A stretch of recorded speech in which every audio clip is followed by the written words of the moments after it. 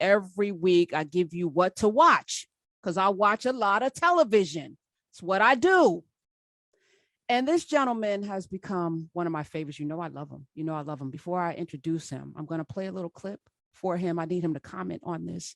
Smith, play this clip, please. Mm-hmm. Look at that. Sharp. Nobody got a lineup like me on television. Nobody. And it's true. His lineup right now is fresh to death. That's from the 80s. Let me welcome, you might know him as Franklin Saint. We're going to call him Damson in distress. Damson Idris. Welcome to the Karen Hunter Show, the star of Snowfall. Hey. Thank you so much for having me. That was a beautiful intro. Thank you. Yes. Bless. Yes. You even had the mouth, the whole.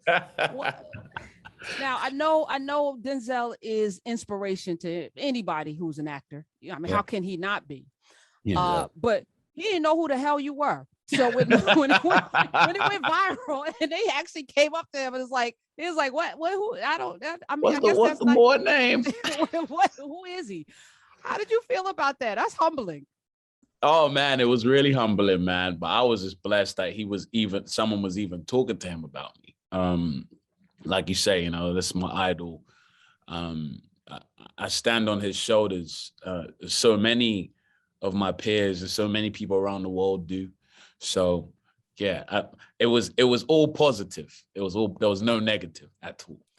I hear it. Now, some people are shocked to hear that South London, you know, that wind rust, you know, that accent come out of your mouth because Franklin Saint's got that. You got that South Central LA language and the whole vibe down.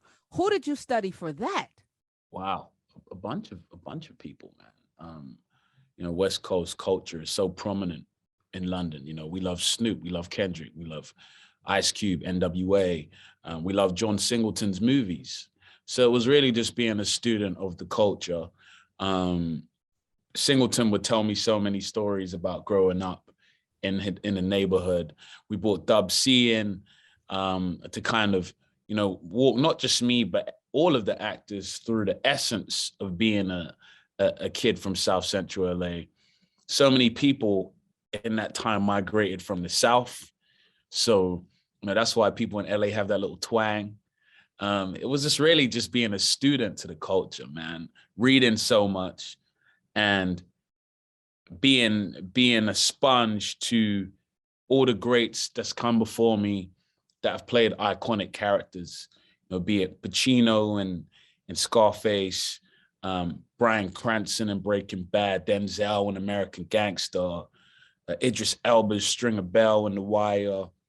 I really just soaked in what made those characters so memorable and tried to apply it in the creation of Franklin Saint.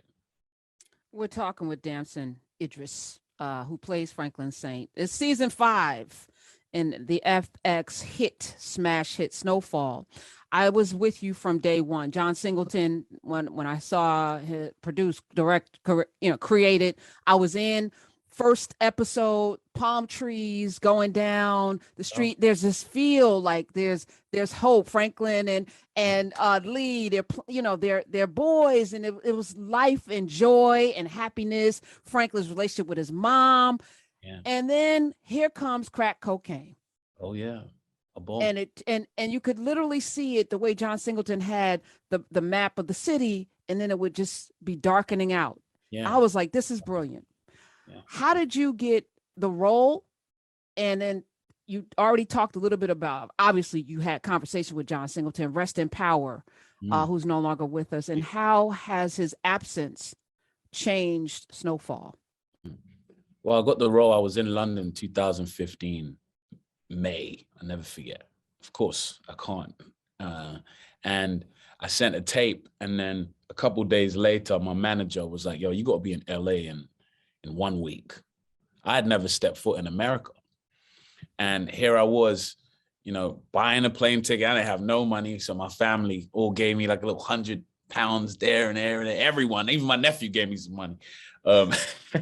And, you know, I remember I was staying in Stanley Avenue in a Melrose. I'll never forget that. I was eating Johnny Rockets every single day. And I was auditioning, man, and, meeting Singleton. And, to be honest, he wasn't sold in the beginning, of course, because I'm not American. He was like, man, how am I going to give this role to this British boy? Like the accent, da.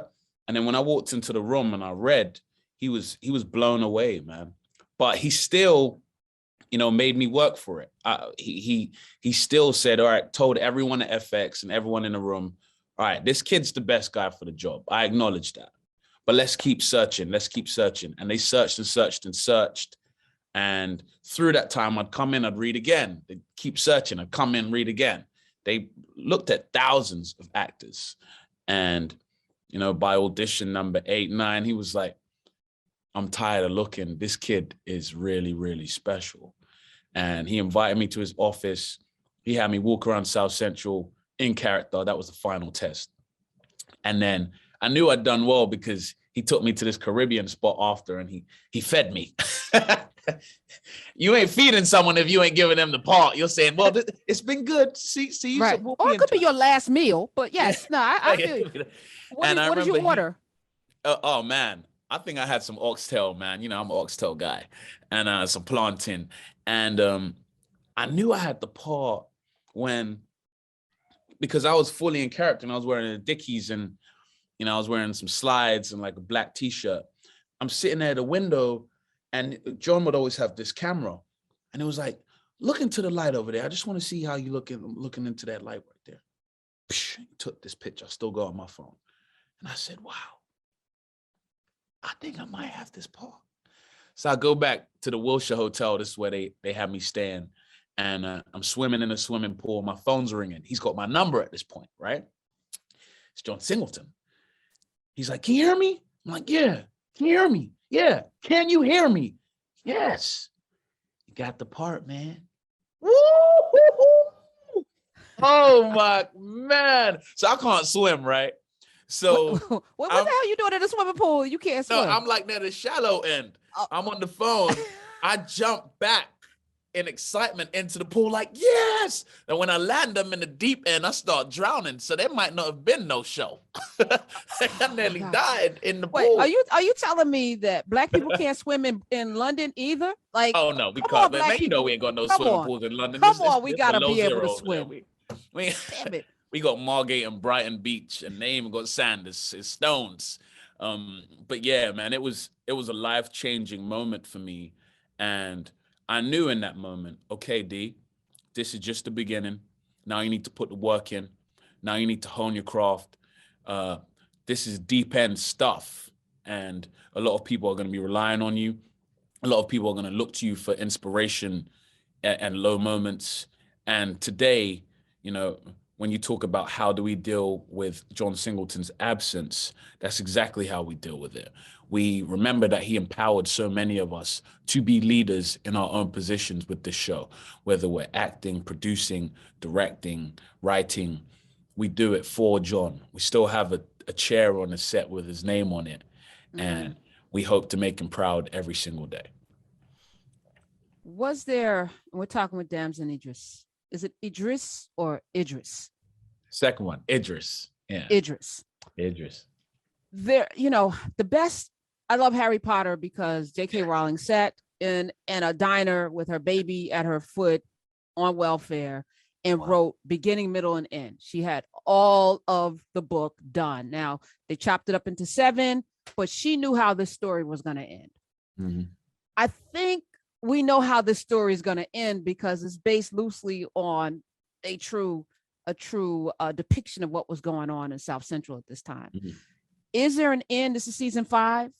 Do you know when this ends? I know when it ends, but I don't want to say because then people are going to be like, on the edge of their seats, like praying that Frank makes it out.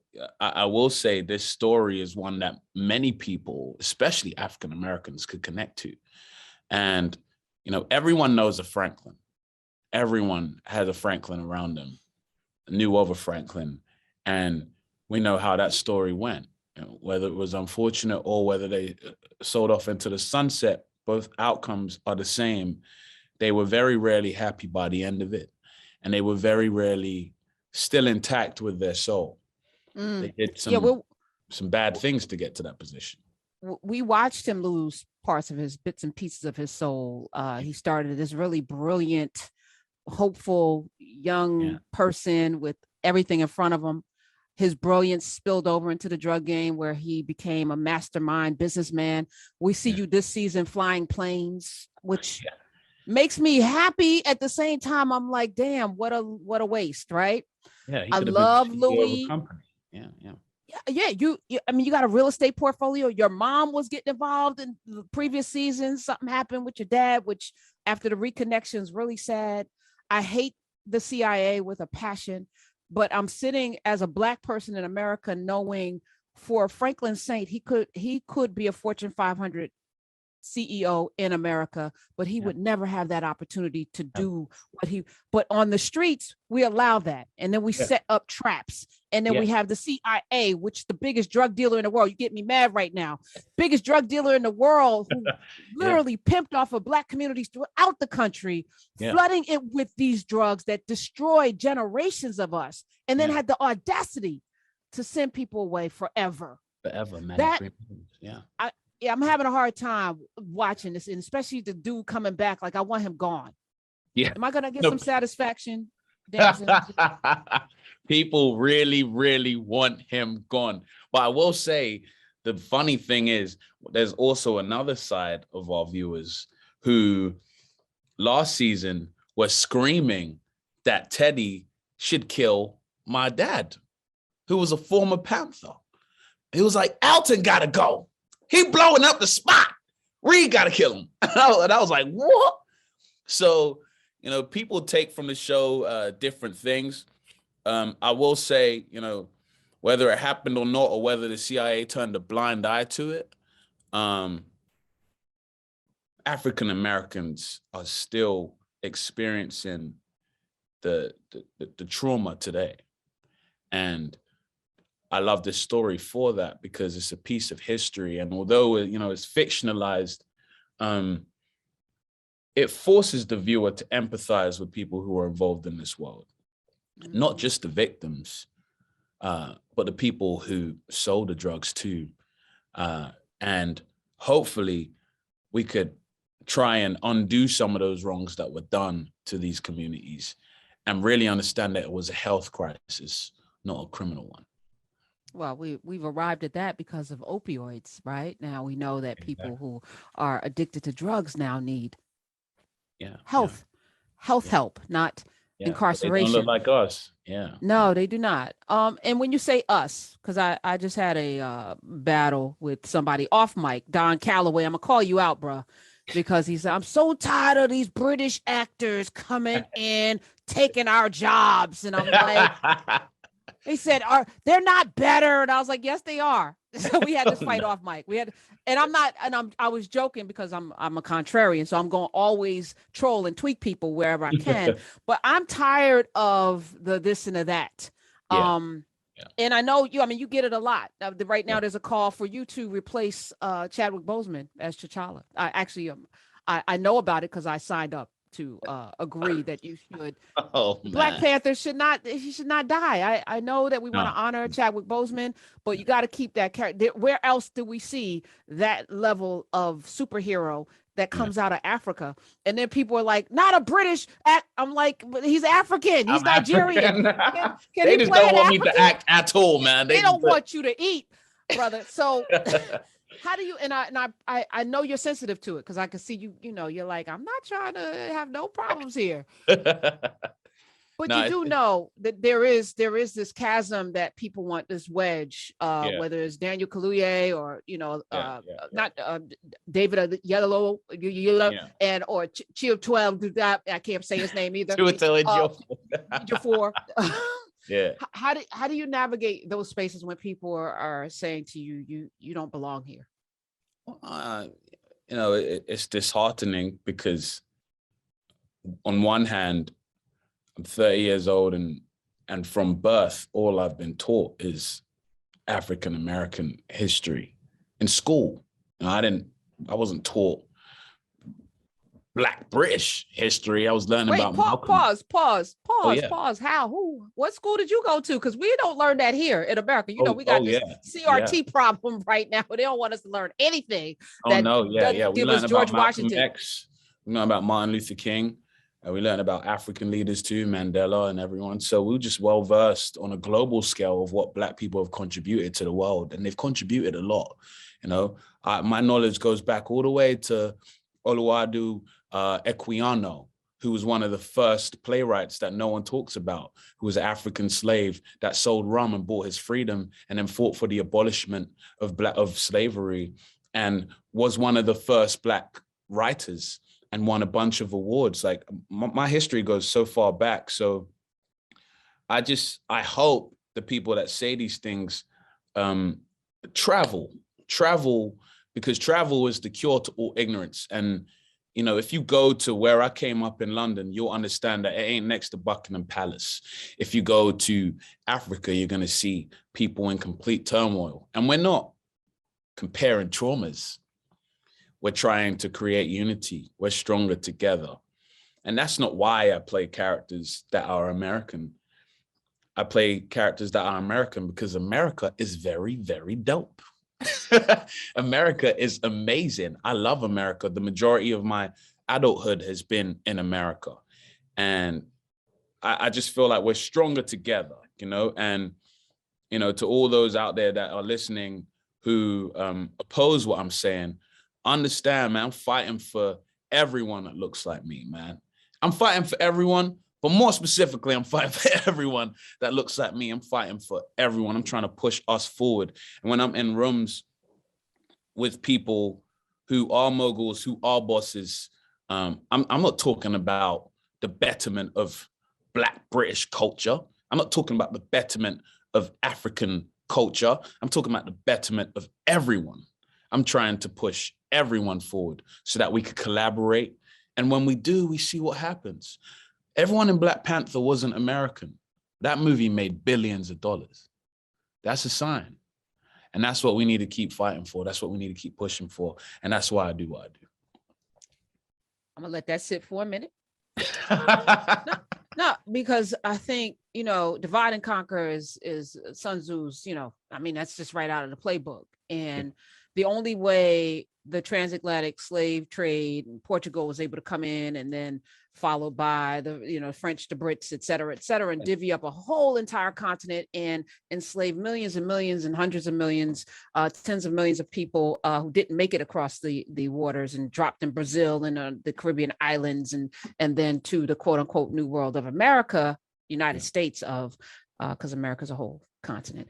You know, they could only do that because the tribes didn't see one another. The Yoruba and the Igbo did not see themselves as one. And the folk from the Akan area of Ghana didn't see themselves as one. And as you go to Mali, they didn't see themselves. They were able to come in and cherry pick while they created this oneness called whiteness. And they understood the banner of unity. So we may be Portuguese and Spanish and French, but we are white. Let's build that. That history isn't taught either. And it, once you take a bird's eye view and you realize, oh, the unity of whiteness allowed them to do this, then we need to reverse engineer and stop all of this. You're right. That's the only solving. It's the only way. It's the only way. Damson, your wife, people, I'm sorry, he's married. And I'm sorry. I know. I shouldn't probably even say that. I know. But, you know, you can fantasize. I had a dream about Method Man last night. So it could, you could do whatever you want in your dreams. But he's married, right? Damson, your wife was the catalyst to you getting even into this. So while you were struggling to get a plane ticket, she was the one that said, you can't follow your brothers and sisters into law and engineering at all, because, you had to do all of the things in that household. Oh, yeah. Talk about her influence on your life and why you wear that ring proudly. You're talking about my mom, I'm assuming, right? Okay. Yeah. You're talking about my... Okay. All right. We'll move on. But go ahead. Tell me your inspiration. I love you. Look, he's all uncomfortable now. All right. We'll move on. Let's talk about the dark skin society then. Let's Oh talk about wow. that. Let's talk about that you started with Daniel Kaluuya. Yeah. Daniel Kaluuya, that Ugandan god. The DSS, Dark Skin Society, man. My good friend Buck in the UK coined it. You know, when we were growing up, everyone wanted to be Lil Romeo and Lil Bow Wow. And you know, the Chocolate Brothers weren't getting any love. Pause. Why did y'all want to be little? This is I don't understand the obsession with being little. When I was not that I was ever little, I only wanted to grow up. We just wanted to be big, but everyone wanted to be little. Yeah, okay, go ahead, continue. So you know, everyone wanted to look like Genuine. And the brothers weren't getting any love, man. So, you know, we coined this term, you know, the DSS. We do what we want. There's no height that we can't accomplish. There's no height that we can't get to. And, you know, we're bringing a lot of people in, man. It was just a British thing at first. You know, recently we brought in Bobby Shmurda and ASAP Rocky. We brought in Jamie Foxx. Wait, Jamie Foxx. Yeah, we got some honorary members. I know. He ain't blue black like me, but he can get even blue black. You're not even blue black. Stop it.